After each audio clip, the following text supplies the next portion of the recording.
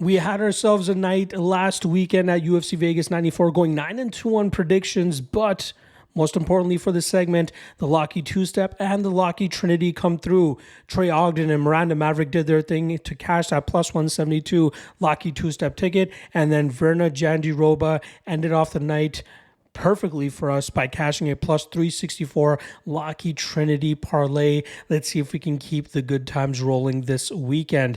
Now, last week it actually played against me in terms of playing the parlay earlier in the week, which is when I normally drop it to the Patreon folks on Mondays or Tuesdays, depending on the researching schedule.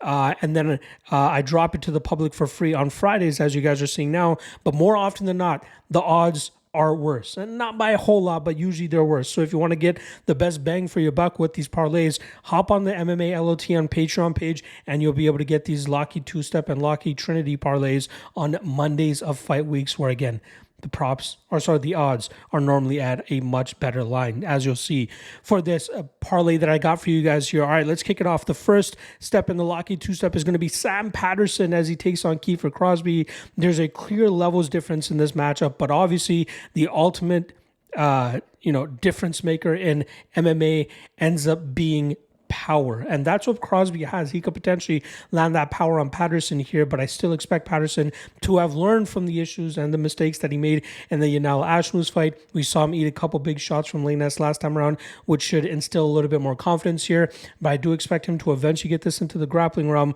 where he can put his BJJ black belt on display and put Kiefer Crosby out with a choke of some sort and hopefully cash as the first step in our Locky two-step.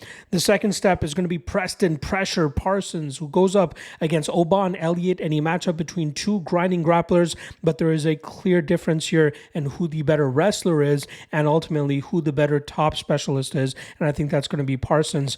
I think Elliott will make this competitive early, but as we start to get into deeper waters, we'll see Parsons really start to pull away with this matchup, establishing his top position, grinding out Elliott, and possibly even finishing him in the second or third round.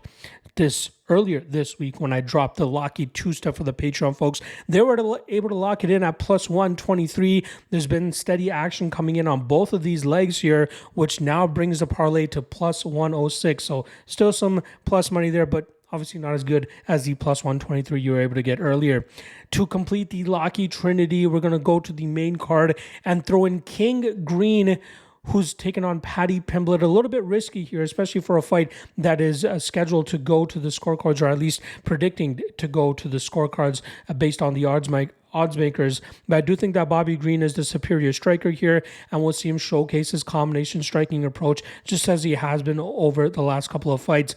Paddy Pimblett is a little bit more of a power puncher, but normally when he's really in fights, he likes to rely on his grappling, and I wouldn't be surprised to see him shooting a few takedowns here throughout this matchup. But I think we've seen good enough takedown defense and defensive grappling from King Green to be able to keep this fight in the standing realm. From there, I expect him to really batter and touch up Paddy Pimblett en route to a decision victory.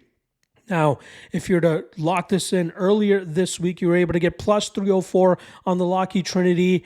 Right now, you're able to get plus 286, so it dropped just about 20 points or so. Regardless, still a pretty damn good line there.